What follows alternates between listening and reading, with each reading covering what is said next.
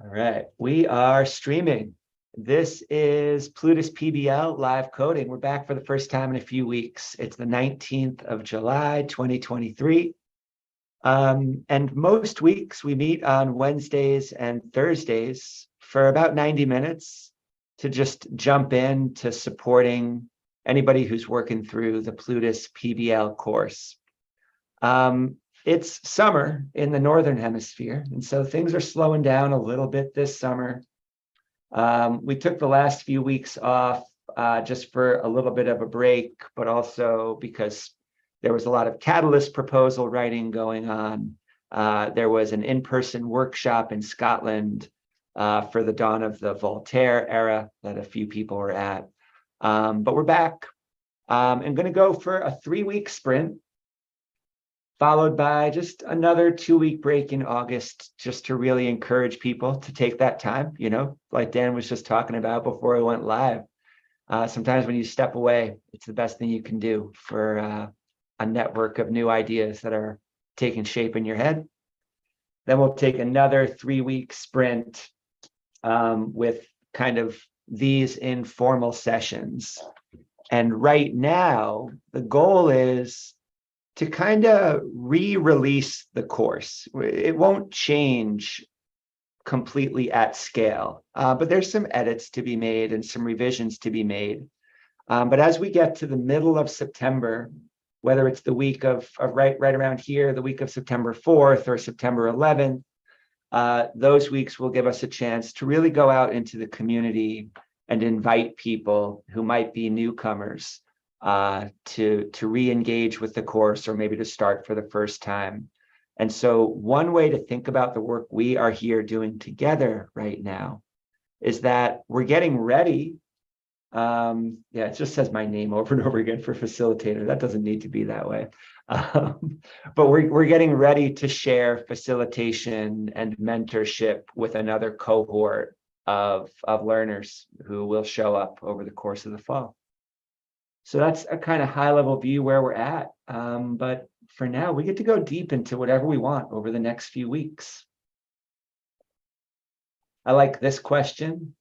Just hearing status updates from everybody about where you are in the course. This is a great technical question that we can touch today. And I know that before we went live, Dan mentioned module 201 as a place that we might want to take a look. And that has to do with the front end template. Anybody else want to answer this question? Where are you in the course, or share something that you might be struggling with right now? I can go. I'm at 204.3. I've been working the last couple of days and it's been pretty awesome because it feels like a summation of everything I've learned up until now. So yeah, that's where I'm at. I should hopefully get it done by tomorrow. We'll see. So Harsha 2043. Yeah.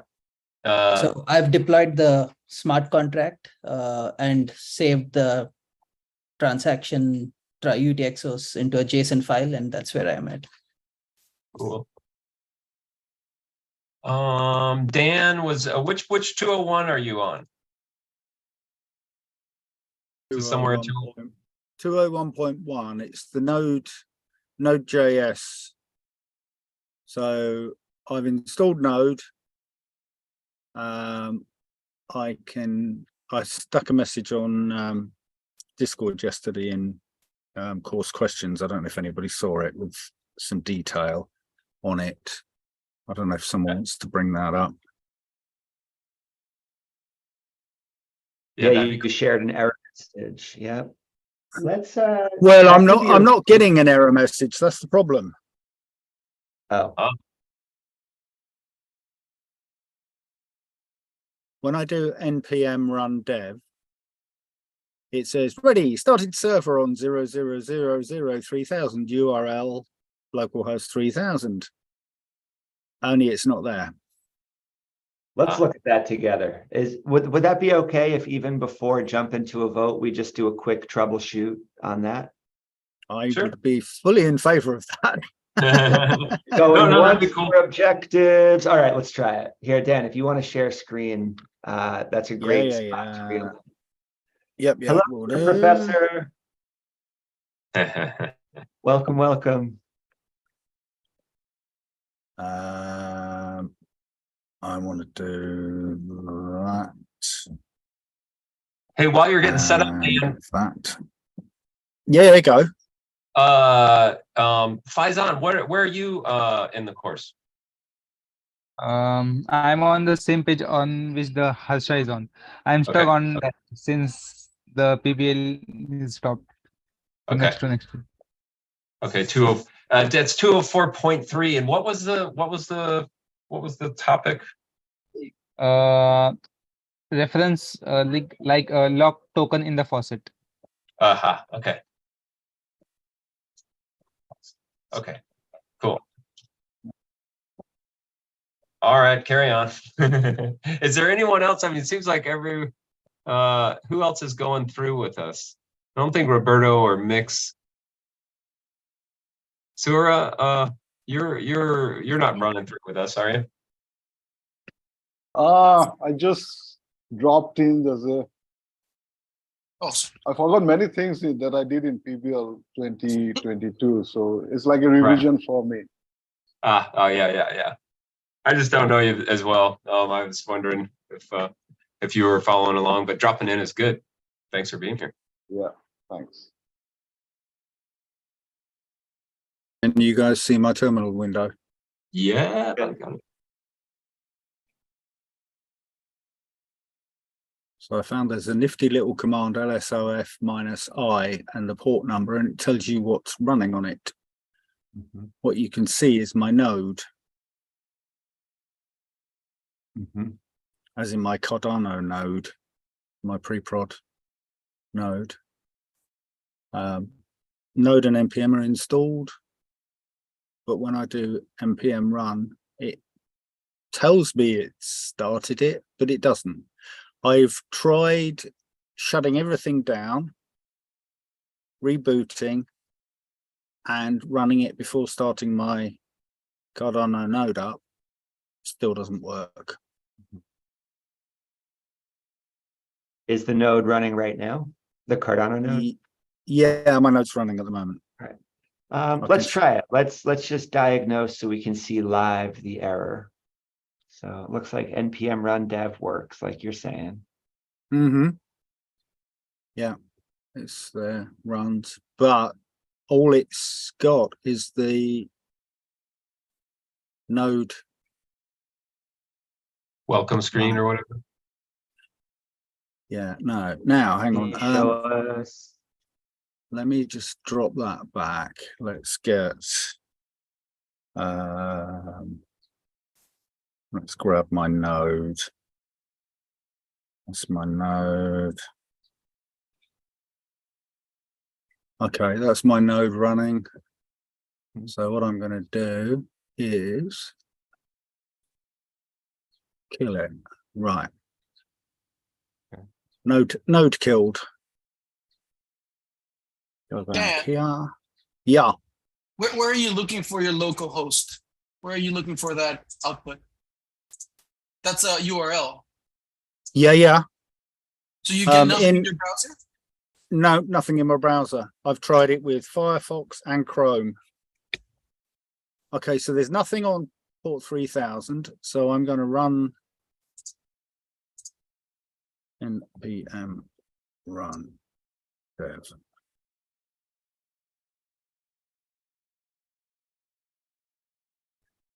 So it says it started it. Stops. Interesting.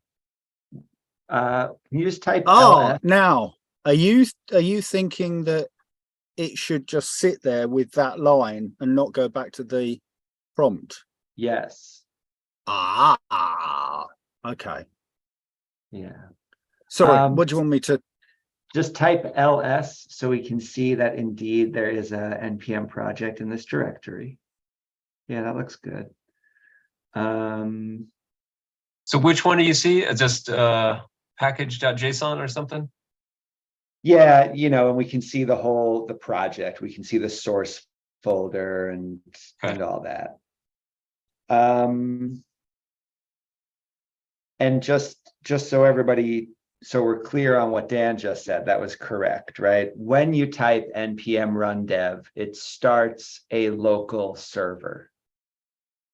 And when you start a local server of any kind, it should just show that it's continuing to run in the terminal window in the exact same way that the Cardano node was just continuing to run until Dan stopped it a few minutes ago, right? So our web server should run the same way. But what happened was, you see how it said ready, started server on 003,000, and then it just went back to the command prompt. That would seem to indicate that the thing is not running in the background. Right. Just to confirm that and to make sure that nothing fishy is happening, can you just go to localhost 3000 in your browser? Yeah, And right, can do. you can confirm it right there too. Exactly. Okay. So nothing Yeah. is running. So why? There's nothing on port 3000. We didn't even get an error message, right? It just said ready, and then it, for some reason, stopped without reporting anything. Could it be a privileges? Try npm run start instead and just see if anything different happens. It might be a privileges thing, but it shouldn't be.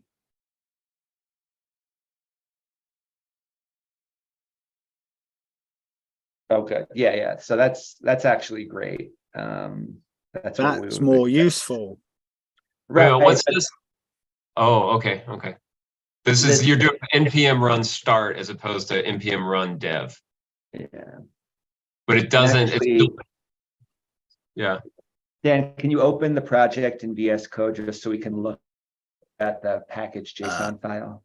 Yeah, now is oops. Is edit? No, edit's not there. Right, we're going the other way. Yeah, that's a good idea too, Mix.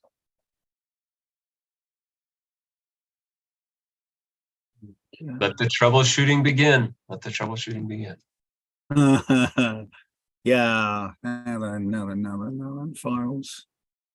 No, I don't want to do that. Get off.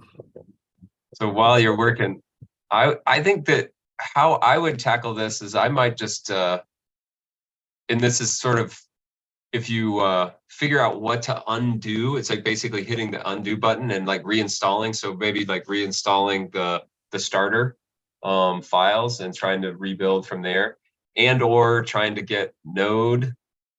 Like what's more invasive? It seems like the pack, like the project files would be, maybe there's something in there that's just not right, and then maybe to node, because that's all that's really running. I mean, what's the problem space in this problem? I don't know. know. And then test out. Someone help me out with VS Code. How the heck do I get back up the directories?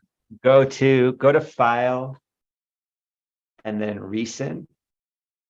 Open recent. Recent. Okay. You we have want... No, Okay, I haven't got it. Let's just add a folder to the workspace. So one more down. Add folder. Yeah. And then I got the front end starter one there. Perfect. Now, what will this do? Oh, what if I go to add that? Yep, that's good. No, all I can do is go in there and just cancel. And it's Well, there was Oh, an no, it add still hasn't. button in the top right. Try it again. Yeah. Come on, wake up. Down, add folder to workspace, I think. Yeah, that one, yeah. Oh, so Not that one.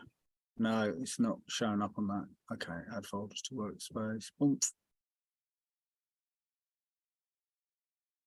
So I want to add a folder in here. Front end starter. Do you see? And oh, yeah, there you go. Perfect. Just hit add. Yep. What's your Yep. OS? Is that Mac or is that Linux? It's probably Linux, huh? It's Ubuntu. Yeah, Linux. Okay. Okay, so here's our front end started. Now you got these two different directories in your workspace, which allows you to jump between projects. Yeah. And let's just open the package JSON file.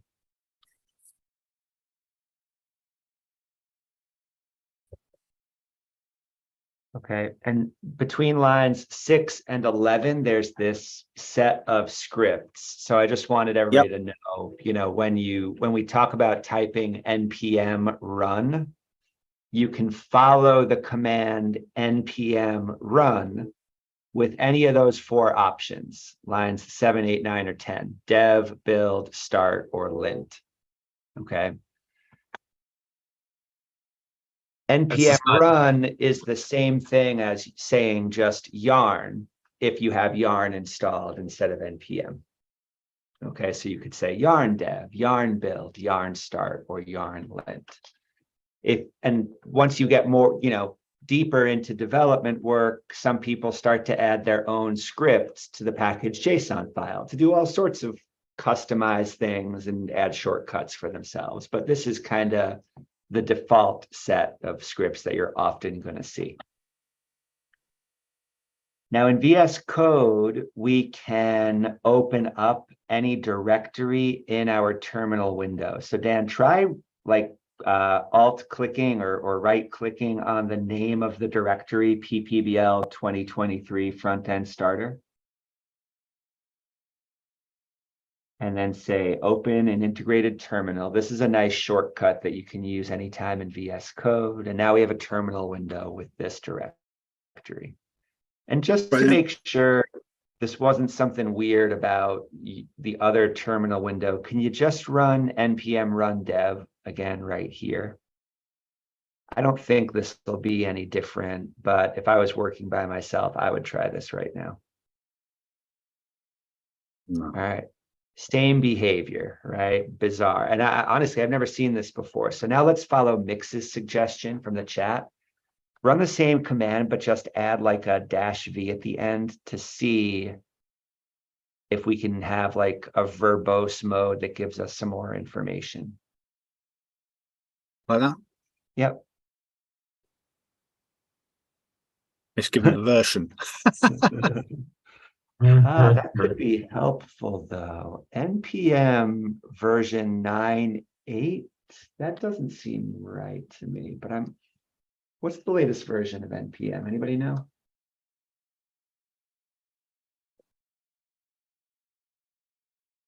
I was just about to ask Chat GPT, and then I was like, no, that's probably not.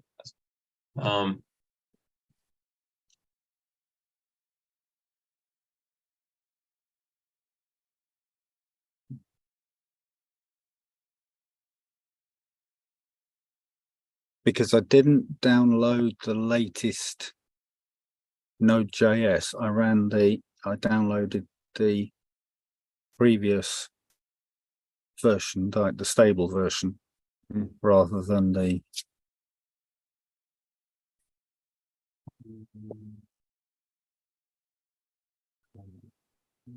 I did wonder if it was a conflict between NPM and Node.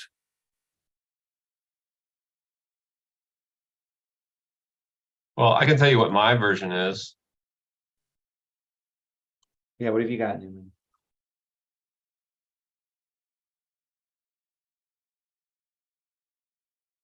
.51. Okay, so 9.5.1. Yeah, 0.1, yeah. Yeah. Okay. Oh, so you've got an even more updated version than I do. your version, yeah. But and I did. Yeah. Oh, go ahead.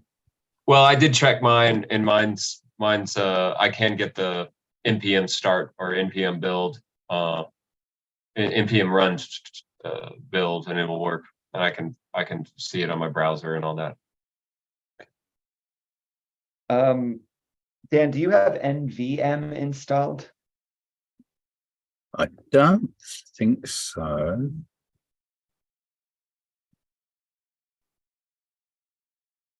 Oh, Okay.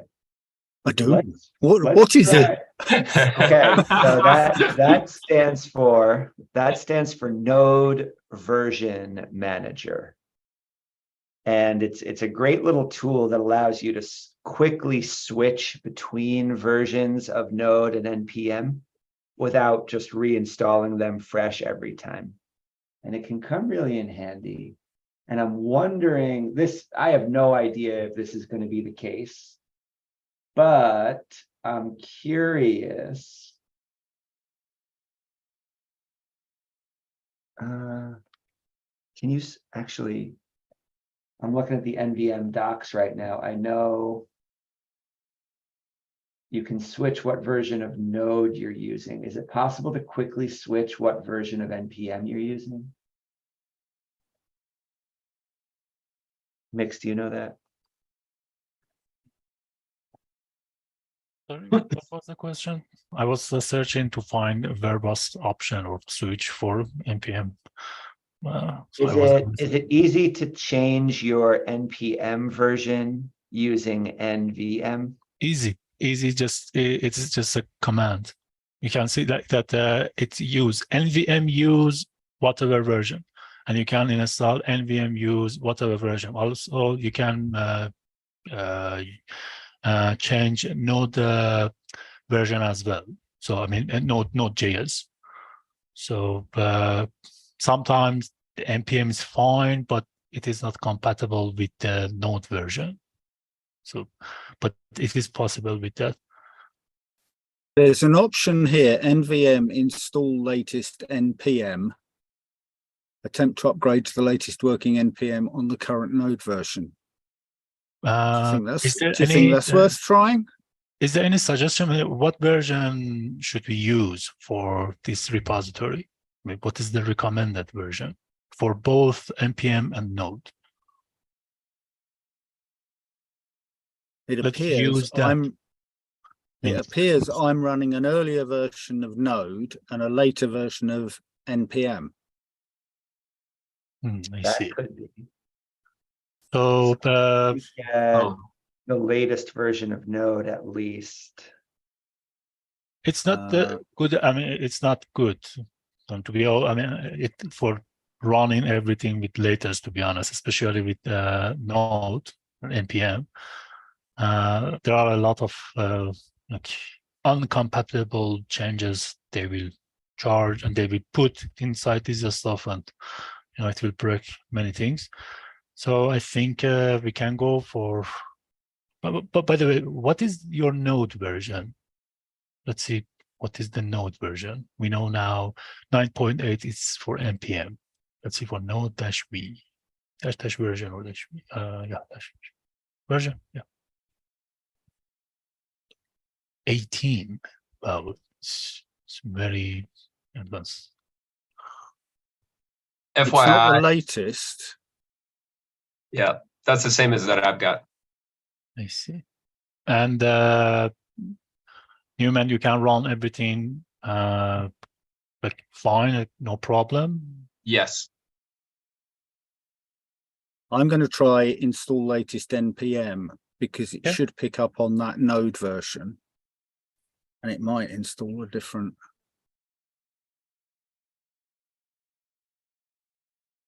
Oh, here we go. Changed 18 packages. NPM upgraded to version 9.8. That's what I had already. It seems like it, yeah. Just try running it again, though. Let's see what happens. Oh, NPM down. Well, and you could also roll back. Like you could do npm install version 8, for example. Yeah. Right. Same behavior again. Okay. Yeah. Wow. Let's try roll it back. Do it. Try roll it back. Before that, can you run just npm install again, just to make sure that the packages are indeed up to date. Ooh, okay. Aha.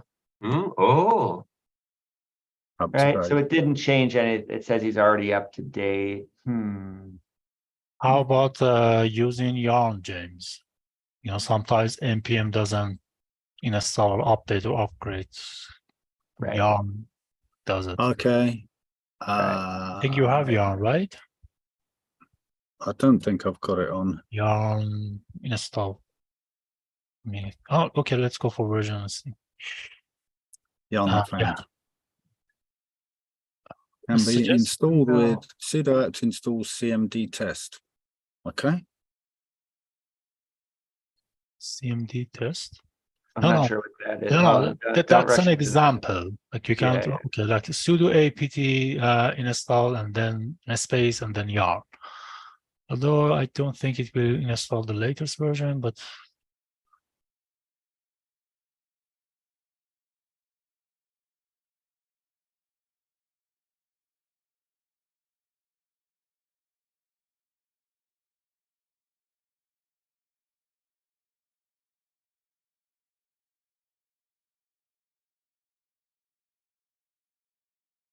The wonders of 4G internet when it works.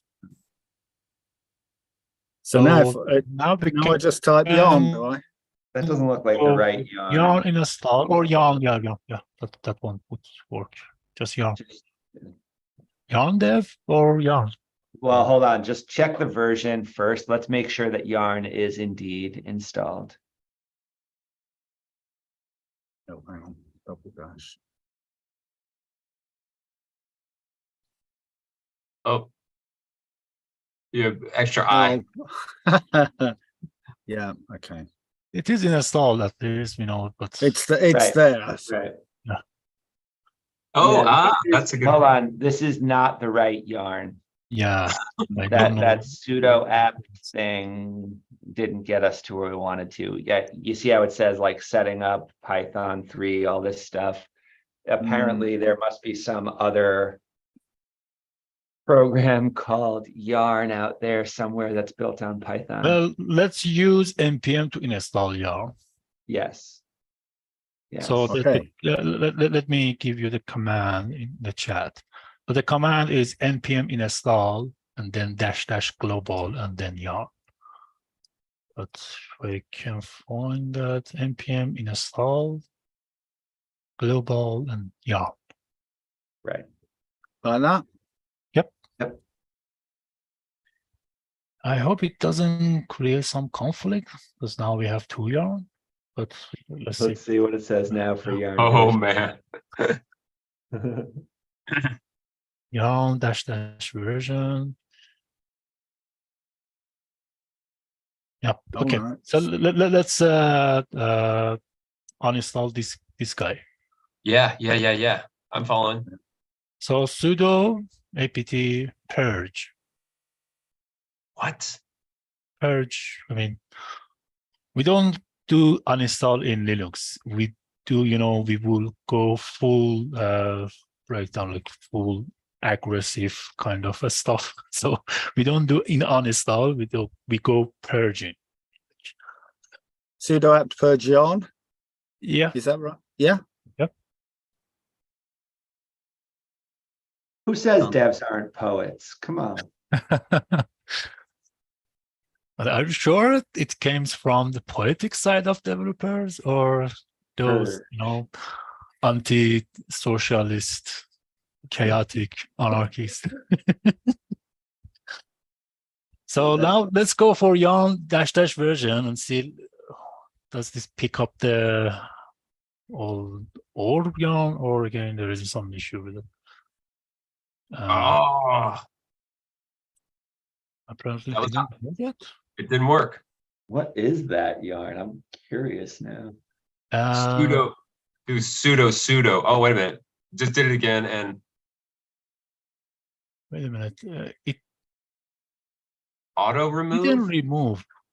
For some reason. No, selecting CMD test instead of yarn. Huh? Wait a minute. Why is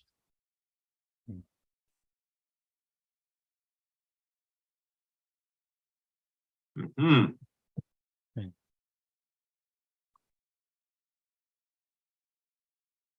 did we add apt get or something? I mean, I don't think.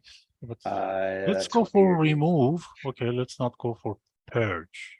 But anyway, okay. So sudo apt remove, then yarn. But,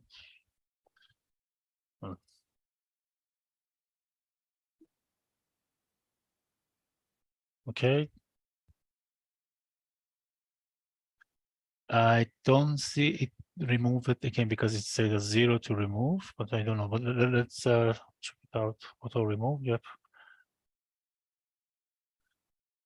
This will normally remove unwanted packages, which happens after an upgrade or update. But Auto removes. auto remove, yeah, auto removes. After an upgrade or an update, some packages, namely libraries even, Linux doesn't need it, or the core or the kernel doesn't need it. So auto remove can remove them. But let's see that purge, the difference normally is purge remove everything related to it, but like all the library dependency and everything, but remove maybe make it simpler. But anyway, let's see. I found this error online and there's some docs here. And people, there's conversation here was confusing some people too, like what is that yarn? So, but if you take a look at the link I just shared, it does have us using sudo apt remove cmd test and then sudo apt remove yarn like you already did. But let's remove maybe the cmd test as well. It looks like the yarn in question. What is CMD test actually I know. that we are removing now? Is it to test something on CLI? Sure.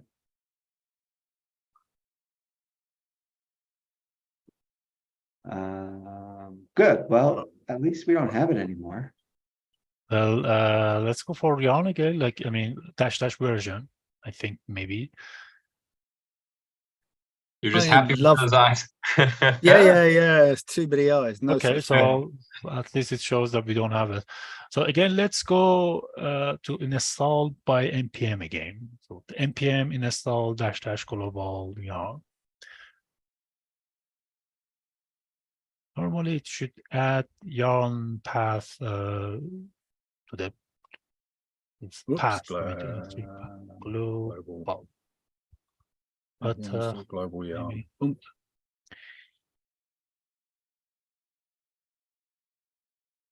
Okay, Now that's now- worrying. It says it changed one package in 2 seconds. Yeah, that doesn't seem sufficient.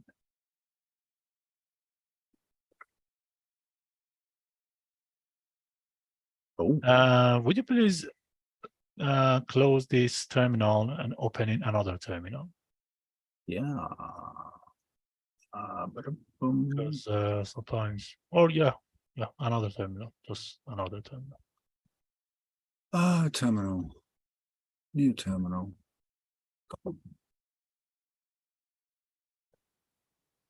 Any, no problem. That one was okay.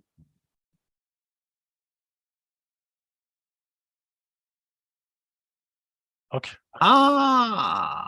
What? It's working? Something happening?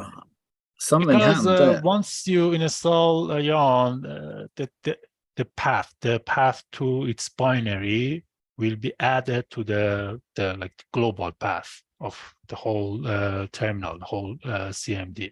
Yeah. And we have to use source or again closing or reopening a new terminal in order to the CLI read the new path, that updated path. So that was, so now let's Just Right, yeah. just yarn. Not I yet, think- not yet. Yeah. Pause for just a sec. Okay. So there's another conflict now we have to get rid of before switching over to yarn. Okay, so do you see the package dash lock JSON file? On left side, yeah. Package. Come on, yeah. Yeah, delete that. Delete it. Yep. Okay. This is the lock file that's produced by NPM. And since we're not using NPM, we would have a conflict if we just tried to run yarn right now. Also, best practice at this step is also to delete the node modules directory to give us a fresh start. Okay, so that one, just drop that whole directory. Delete the whole thing. Okay. All the package we install locally, not globally, will be Exactly. inside this one. All right, now try running yarn. Just yarn.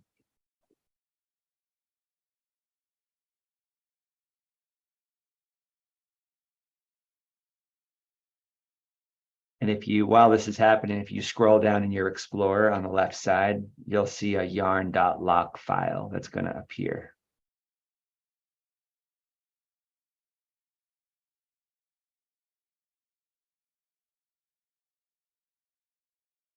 See it?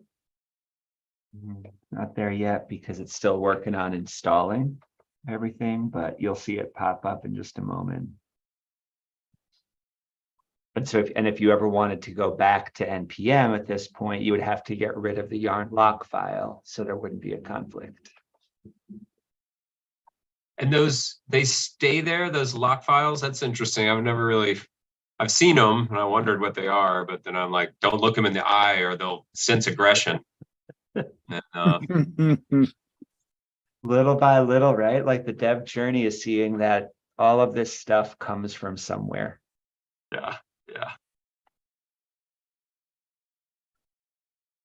And so we deleted all of the packages in the node. Which folder was it in? I couldn't see which folder Dan deleted.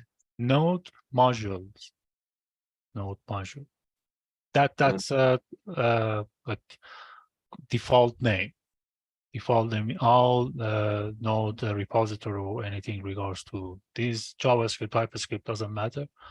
All the package you install locally, because you can install all of these packages if you add a -G, stand for global, and the packages you install will be accessible to other packages or other repository as well.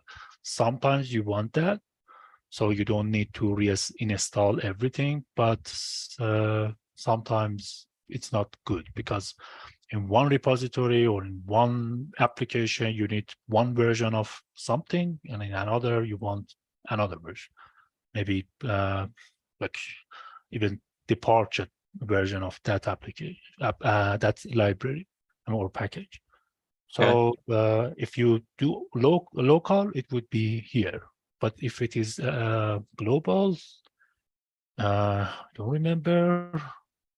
Yeah, so in my front end starter pack, I can see a node modules, but in my global, and that shows, like all the things like Apollo, Babel, Chakra UI, Emotion, Emergo, ESLint.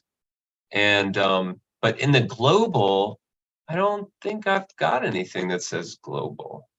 But the global should be in the NPM global. There is a directory for NPM global, but where is it exactly? I don't remember. I don't have it in my mind. Yeah. But there is something like that. Normally, it would be at the home directory in Linux. Right. Yeah, like a dot, one of those dot directories. Yeah, exactly. Something like okay. Okay, cool. Yeah, thanks for taking me on that. It did it come through, Dan? We stopped screen share. My internet dropped out momentarily. Oh. It dropped me off Zoom, it dropped me off everything. As you can see, it says there appears to be trouble with your network connection, retrying. Oh boy. But we're doing good at and so this is, I think.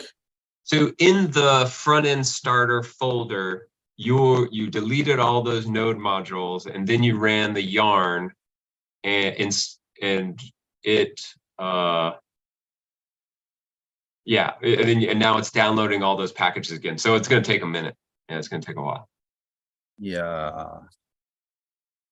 And it's hung on 647. Hang on, let me just check out my.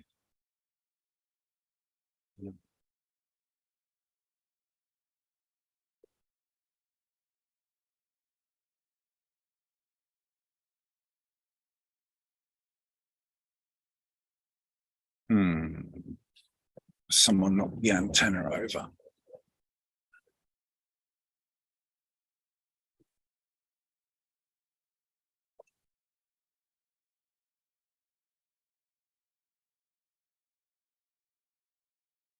And I'm reading from Erez. It's still on 102 with the Knicks. Then went into Demeter run but the always succeeds wasn't going. Aha, and doing some summer enjoyment.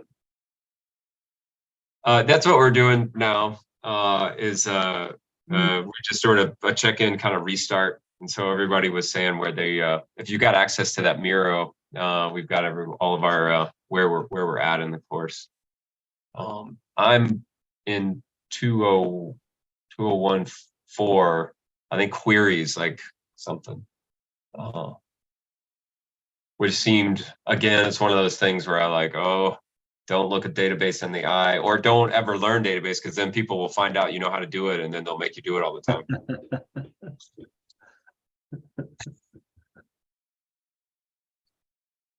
In this case, the database is the blockchain that we're all purporting to build on, though. So, get your hands dirty.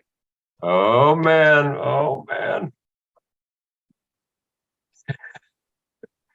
Yeah, that sounds good. Actually, it was one of those Hemingway, where like Ernest Hemingway had a productivity tip where at the end of his writing sessions, he would leave in the middle of a sentence that was easy to write. So it was always, he could always pick it up with like a thing, That's cool. I'm actually interested. I do think that if you're in an information society, you should learn how to work with information.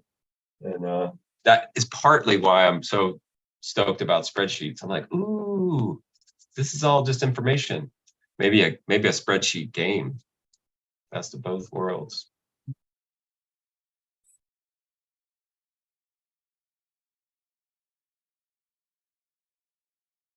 Nice.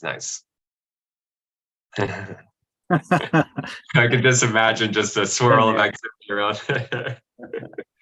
Yeah, the problem with that era is they could still see you, so they know you are there. You could play the Dad's Invisible game, and like the game is, like if you recognize Dad, then you've lost the game. The floor is lava. Dad's invisible. Like, go nuts. Come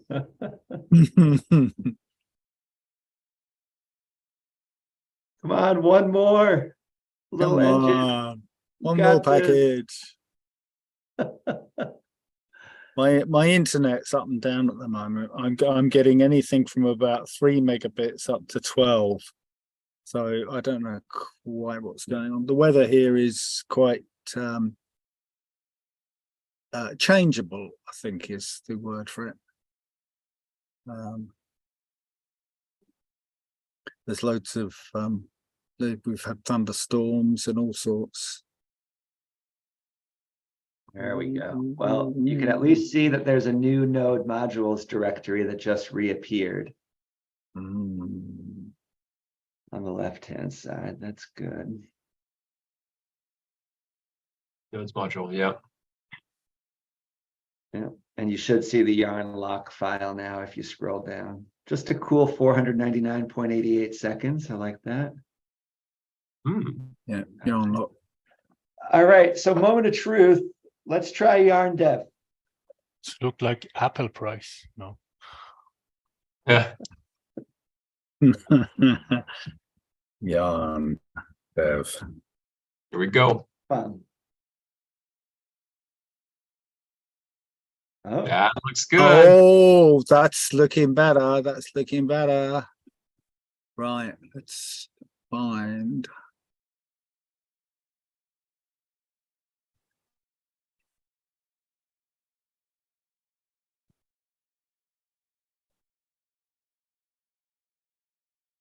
Go. Do something. Yes, yes. Congratulations. Yay! Yes, yes. We got there. Thank you so much, guys. There's Yeah. always a way around. I shall remember that. Heck yeah. I don't, yeah. does anybody know like what the difference between NPM and yarn really is? I've just heard from enough people I trust that they prefer yarn, but I actually don't know why. In my experience, yarn mostly doesn't care. Like if a package doesn't match with that exact version, it will try to find a compatible version. And if it doesn't find it, say, you know what, I'm just going to warn you and moving forward. Go figure it out for yourself. And sometimes, actually, most of the times, you just need that and it works. You would see some errors or some warning, but at least you can see there are some results or the other part, like 90% works. So in my experience, if 99% of everything works with NPN, just 1% doesn't work, everything fails and you have to start over. But with yarn, if 70% works, fine. It will install those 70%, but you have to figure it out that 30% or something. Okay. So yarn is more like a dear friend than NPM is. Yeah, exactly. Okay. Someone, a Well, nice shoulder we forgiving. can cry on, you know. Yeah, you don't have to be perfect. It's really nice. Cool. Okay, so Dan's ready to Right. keep moving with 201. That's exciting. Yeah, it is very exciting. Thank you, guys. I shall stop screen sharing because I'm sure you don't want to watch my nodes slowly spooling up. Right. And Stop yeah, you share. can confirm that you're able to run both at the same time and make sure that works. Yeah, I mean it looks like it's where am I coming in?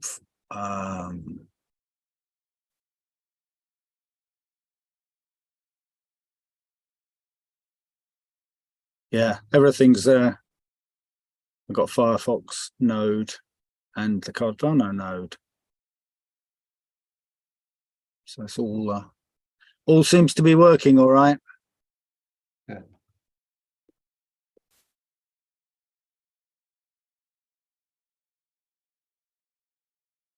So what should we keep looking at a few of the things in module 201 while we're here, or would it feel helpful to kind of take a look? That's a good question, Aris. We could start with that too. So yeah, we're using the word node in a few different ways. And it's really good to understand that the word node is as common as the word computer or the word operating system, right? There's a lot of nodes out there, and we have to make sure we're distinguishing between them. Now, the JavaScript developers kind of, threw a wrench in that advice by building software called just Node or Node.js. And so when we were just talking about running the web-based project on localhost 3000, we're using this software called Node.js to run JavaScript locally. On the other hand, the Cardano node is a node that connects us to the Cardano network. But I also find personally that I will say things like I just said to Dan, like, do you have your node running? And I say that without specifying, do you have your Cardano node running? Always needs to be specific. It's getting there. The connection's slightly unstable at the moment. or whatever. I don't know what my 4G is playing up. I think it's where we are. Some places you can moor up and you've got absolutely phenomenal. It's like being hardwired. Yeah. And other places you think it's great, but then it goes flaky every now and then. Now, is that Starlink you're using? No, it's just it's the EE network, T-Mobile for you guys in the States, and it's just through a 4G router made by a company. I cannot think what their name is. Where is it? I can't see it. It's hiding. It's a dedicated 4G router with a SIM card in it, unlimited data SIM. But then, do they guarantee a speed or at least availability? Like this range will be guaranteed. If it goes down, well, we pay you, or there is some. No, it's basically because we're using the mobile network. It's if it's not working, move somewhere it is working. Oh, okay. That's kind of company. If it doesn't work, they pay you to move. They pay you to move into another house. That would be awesome, man. No. Well, we're on a boat, so we can move. I mean, I have pulled the boat about 50 meters backwards along the canal because cool. we've had no internet, and I've walked along with my phone on 4G running speed tests, and I found a point where I was getting internet, so I dragged the boat back so the antenna's in the right place, and hey presto, we had brilliant internet all night. Excellent. But that's like it was literally a few feet difference between there's nothing there and yay. So I don't know. Yeah. Radio waves are really weird and wonderful things. Well, maybe someone made a coverage map. Maybe you can use that. Yeah, there are coverage maps, but they're not as reliable as actually going to the place and trying it. They will say there is this 100 plus 100 and minus 100 kilometer differences. So yeah, we have this. It's beautiful. There is this green area. You can feel attached to the people and society, but still there are differences. And again, move. Yeah. Oh my goodness. Oh yeah. Erez is saying he's looking forward to trying out World Mobile. That will be interesting, using balloons, using a network built using Cardano. I still go ahead. Sorry, I still think we all need to buy shortwave transmitters so that we can set up an internet using shortwave radio, because one day Google or someone's going to pull the plug on the internet. Oh yeah, that's well, Yep. I do love those. There's a group that I work with in Oakland, California, that had they were real, and actually here in NYC, I just haven't connected with them yet, but they set up mesh networks, and there's all these really cool 1990s hacker style mesh networks set up in people's on people's rooftops and things. Pretty cool. Definitely has that feel of cyberpunk. I will have to investigate that for a bit further, because I would love to run one of them. Yeah. But that's in my opinion, that's the issue. If you want to run that, it's not you are doing something in a favor of yourself. It's like you are doing something cyberpunk, quote unquote, but which it shouldn't.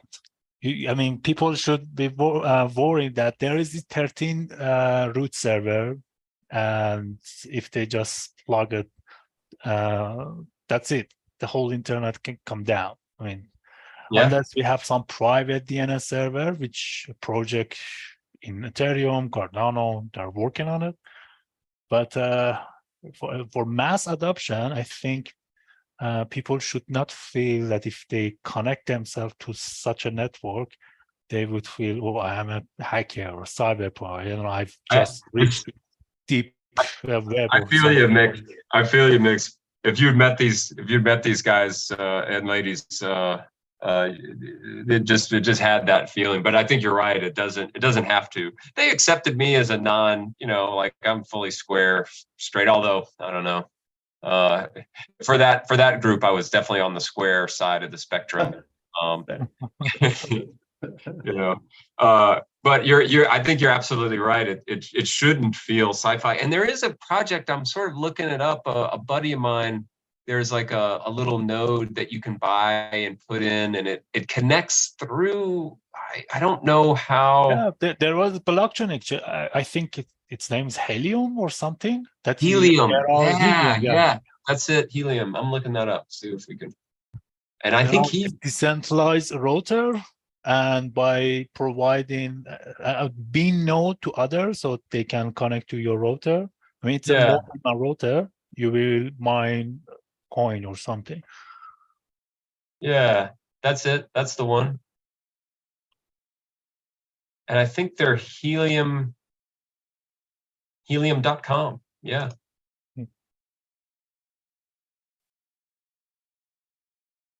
And this is sort of another use of the term node, right?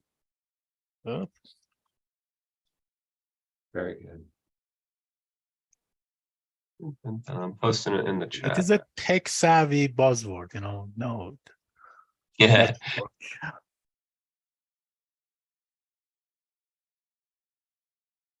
And there is, the trick with this as far as like coverage is concerned, like move to some spot in New York on Manhattan, there's just saturated. It's although I don't know, I see a couple of little beehive, what are those polygons that are empty. But if you can move to an edge, and then it's just like, oh, I can connect from this spot to that spot. Just kind of fun. It's very cool.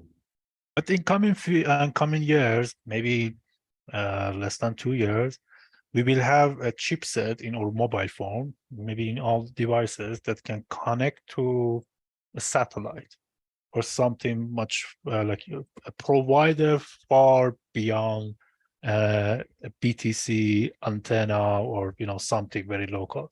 So we have the technology, but it's just a matter of mass production. And I've seen that Qualcomm, TMC, they are already building that. So maybe in 2 years you would have this chipset, same as a GPS. We would just enable it, and we are connected to something maybe on outer space, or I don't know, something far, like 100 or 200 kilometers. I think we are maybe the last generation of people using antenna, or like now people are saying like Gen Z, they don't have any idea about this dial-up, the old school computer technology or internet we had to deal with. Maybe in some coming years, the idea of we had the connectivity issue would be so strange to them, and they really, wow, you are very lucky to live with us. I mean, they will tell us, we boomers. But we are getting there very quickly. My first experience of the internet as it is now was hacking into the DARPA.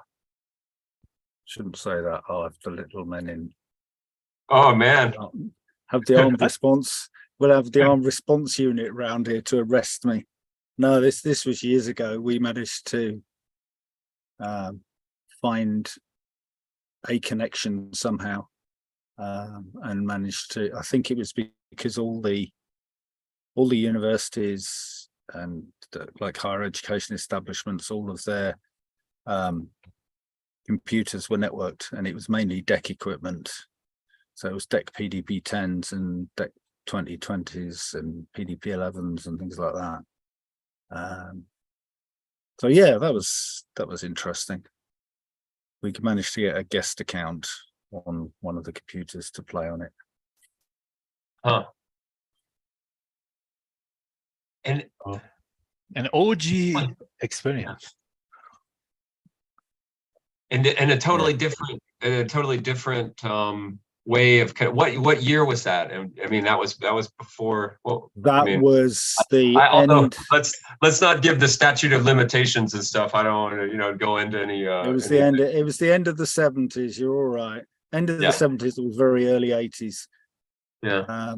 We were working on a VDU connected at about 300 bits a second, so 30 characters a second, which we thought was wonderfully fast. Right. Compared to a teletype at 10 characters a second. Wow. And then it's just when you have a network that does 10 characters a second, like what do you send through it? Like what messages, it boggles my mind. It's sort of like that thing with network. Like I grew up in Atlanta and we were like, oh, this traffic's horrible in Atlanta in the 70s and 80s. So it's like, let's build big roads.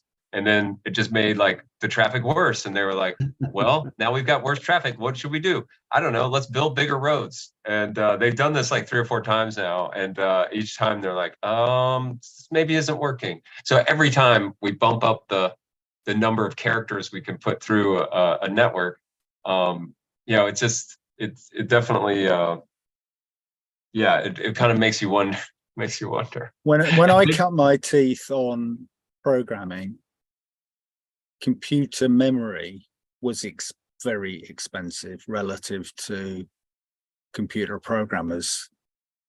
So good programmers learn how to. So computer memory, very expensive. Computer programmers, not so expensive. Well, they still paid us a lot of money, but we were still cheaper than the. But the equipment was the problem was the address space of the computers at that time. They were all 16. They were all 16-bit addressing. So are you saying that by that time humans were used as a RAM, like as a computer memory? No. I'm saying they employed very clever people like me to write code in very small spaces. And remember it, right? Because you were saying humans were cheaper than the actual physical hardware memory. So maybe that was the idea. Let's store this code into human brain. No, we wrote it. We wrote the software in the computers, but they could only address 64K of memory. They did some clever stuff. They had page address registers, so you could actually address 8 pages of 8 pages of memory, but you couldn't. The 0 address memory was reserved for the operating system, so you only had 7 pages of memory to swap around. And then, of course, you could swap it out to disk and pull new stuff in if you wanted to. But it was a real-time clocking, logging system that was controlling plant and equipment, and it would have been very dangerous if something had got held up because it was being read off the disk. Because if you get a conveyor that's carrying hundreds of tons of coal that goes wrong, you've got to shut the system down fairly fast. So brings back some memories just talking about it. Well, all of this is more relevant now than ever, actually. Like Newman asked the question, right? If I only had this many characters, what would I do with them, right? Blockchains are similarly inefficient to early internet technologies, right? And so every character I add to transaction metadata makes my transaction more expensive. And there's a hard limit on how much information can be in a single transaction or in a single block, right? That's so it's not quite as low as just 10 characters or so, but still it's limited, and we have to make really careful decisions about what to include, right? Script sizes are the same thing, right? There is an absolute maximum to how big a Plutus script can be in the first place, because it has to be able to fit in a transaction. But James, do you think this limitation will increase our creativity, or if we increase this character would be better? I mean, in general, in a holistic view, it would better. For example, people are saying, Twitter were limited. Tweet were much more better, like the quality was better because it was limited. Like even in Catalyst project in proposal, there were some section with 200 character. Well, I that's wonder okay. So that's the other thing Newman said, I think, is really profound, right? You widen the highways and traffic doesn't decrease, right? So let's compare both of these things. First of all, yeah, Twitter, like whatever, we can have kind of philosophical conversations about what limits do, right? To the amount of characters we're allowed to have. But like, no matter what we say, the Twitter devs only have to tweak like one or two things in the application to change that number, right? Yeah. It's not a hard and fast technical limit. On the other hand, the blockchain is built with a hard and fast technical limit, right? And so no matter how we might feel about these things, the stakes are a little bit different. And could you build a blockchain that had a higher throughput or a higher block size or a greater transaction size? Yeah. What would be the trade-offs, and how else would we pay for those things is the really interesting part. And to me, this all gets to kind of the nature of limits in the first place, right? We can't expand our roads indefinitely. We shouldn't expand our monetary supply indefinitely, but in some cases we do. In Cardano, we can't, right? We can mint new tokens of different kinds, but we can't create more ADA right now. And as a result, funding is temporarily limited, right? Like we're kind of like dealing with the pain as an ecosystem of there not being a lot of funding to go around. But this is such a necessary step in recognizing these limits in a different way, right? This is no longer the philosophical debate about Twitter. This is the real scenario of having a capped monetary supply and committing to real limitations technically. I'm excited by these ideas, right? Like, and it makes the temporary pain right now a little bit less, because I know that this is kind of the growing pains of being in a more sustainable system in the first place. How much sense does that make? It does. In case of Cardano, some of those limitations I think would be just easy as changing a number in protocol.json. We can just expand that or reduce it. Like we tried with the fees. We can just reduce the fees to 0 just by changing. You're going to be able to vote on that after Yeah. 1694 is implemented. But this question, which number is the good number, or a sweet spot in what time is actually sweet spot? Because, for example, now 2 ADA is a limitation for whatever transaction as a cost for fee, and there is this transaction size, but it doesn't allow for some smart contract to be deployed, like the very complex option trading contracts. Like, but some projects are claiming to build it, but still we are yet to see. But in future, we should change it, of course. But again, to what extent, to what exact extent, I don't know. I mean, that DREP people are really thinking about DREP and governance and how to govern that, but this technical detail actually shows how that governance work. Someone was telling me, I don't care who sits at top, just put a banana skin even, not the actual banana. But if it works, I would vote for it. I would love to see the banana skin as the ruler of the whole thing. But if I put the best people at top with most decentralized, best governance, voting, whatever system there, and the result is chaos, actual chaos, well, who cares what system they are doing, what's voting? So I don't know, maybe this is a bad attitude, like being very result specific, but I think at the end of the day, the result, what we see in this node, these numbers would matter. But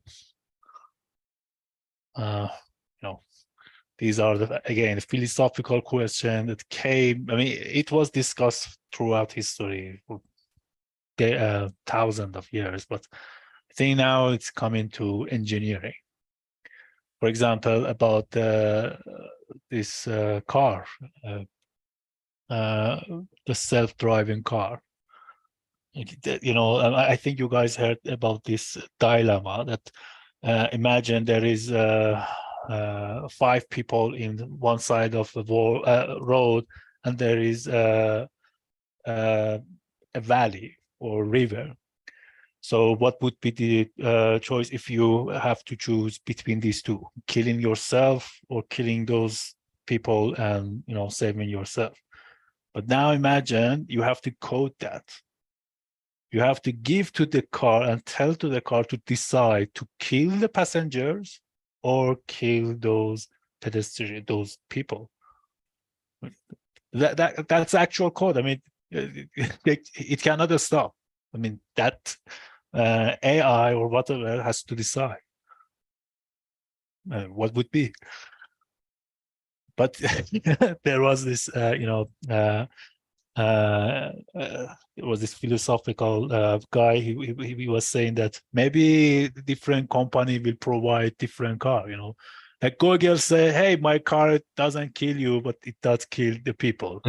Apple car say, I would kill you, but I don't kill other people. And you have the choice between these car. There's a there's an Amazon, beautiful and well put. Yeah, there's an Amazon series called anyway, it's in science fiction.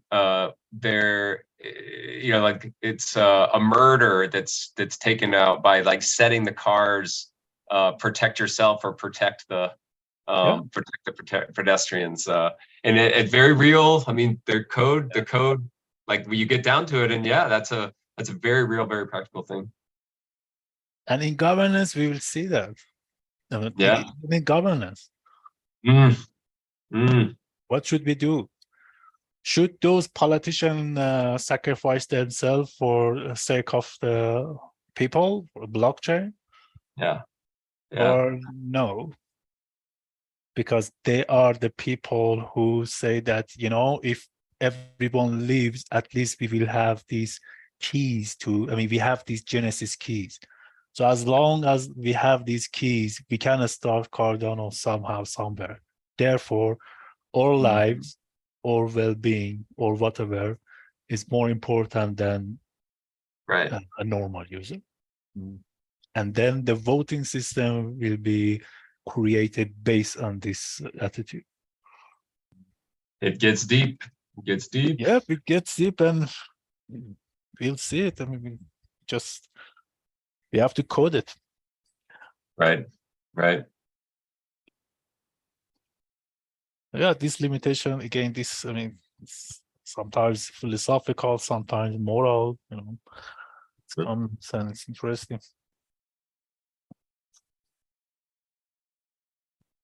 Well, the top of the hour is upon me. I'm going to slide out. Thank you for the great conversation, and it was so cool to see Dan go through. Definitely got some good Node, Linux sort of practicals in there. And it was cool to see what everyone was up to, or where they are in the course. Is everyone coming back tomorrow? I hope so. Yeah. Yeah, Newman, thanks for polling everybody on where we're at. I'm excited to keep looking at the cutting edge of wherever people are getting to. Yeah, right on. All Oh, right. did I miss this right at the start? Have you got something on the Miro? Yeah, I was just putting things in the Miro, like where folks are. I put you down. We could update it now that you've cleared hurdle 201. Yeah. Well, wait till tomorrow. I'll let you know where I get to. Yeah, Anyway. I'm hoping to have a little bit of time to get in and to get that quiet sort of focused time on. I think I'm on 204, which is queries, which will be kind of fun. Cool. GraphQL. Yeah. We've got a nice sunny day tomorrow, so we're going to spend a couple of hours moving the boat, I think. So, but I will make sure that I'm around for this. Nice. Thanks, Dan. All right, y'all. See you later. Thank you, everyone, for this. your Yeah, help thank you. with sorting me out. It's good times. Yeah, All it's right. always a pleasure to have a mutual dopamine rush, as I told you that. Yeah, cool, mate. Always solving these is, it's really gives a best satisfaction feeling I can get. So I Yeah. appreciate these moments. Good things. All right, guys. Yeah. Thank you. See you See